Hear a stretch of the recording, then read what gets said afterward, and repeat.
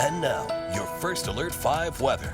And it was business as usual this past weekend in Garden of the Gods here in Colorado Springs.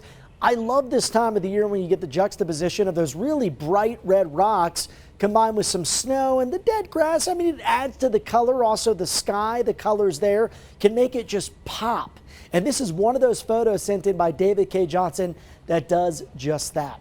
Now in Colorado Springs, we did pick up some snowfall again today. Officially, the airport 0.6 of an inch, and that puts us for the month at about 4 inches of snow. Back in December, we saw 3.9 at the official gauge at the Colorado Springs airport. A trace in October, 7.4 inches in November, which has been our snowiest month so far this season. And you can see for the season so far, we're slightly above average.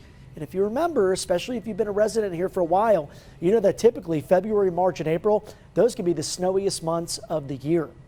Right now in Colorado Springs outside, we are at 28 degrees. The snow is done falling for now, but we could see more Tuesday. And again, another system, the third of the week, moving into the region on Wednesday. For Pueblo, we're currently seeing mostly clear skies on this Monday night with the outside temperature at 29 degrees. Also seeing 29 here on the graphic outside in Canyon City. And the cold spot locally, 22 in Monument, where the outside temperature currently feels like 17. So snow is winding down across most of the Centennial State tonight, except for a few isolated snow showers across the southern mountains. And here you can see that energy moving in on Tuesday. It's going to be a little more spotty than what we saw today. So not everyone gets some snowfall on Tuesday, but I think as we head towards Wednesday, that system looks to be a little better organized. Not going to be a big producer of snow, but we could see maybe an inch or two in some spots as we head towards the middle of the week, and some higher totals possible out across the Sangres, the Wet Mountain Valley, and the Wet Mountains as well. And here's my forecast for both of those impulses, basically both pieces of energy over the next 48 hours, maybe up to an inch or two in Monument and Woodland Park, trace to 2 inches for Canyon City, a trace to an inch possible in the Springs and Pueblo, 3 to 5 for La Vida, and a trace to 2 in Walsenburg and Trinidad. Now behind that system, we actually get a little bit of a break from the cold air, so finally a chance to warm up with a return to near seasonal temperatures Friday to Saturday. That is going to be short-lived, my friends. Looks like the models are indicating an Arctic blast of air heading our direction by late this weekend, continuing into the early parts of next week. Likely to be the coldest air of the year so far. Of course, details still being worked out, but we'll make sure to fine-tune that forecast for you as we get closer to that event.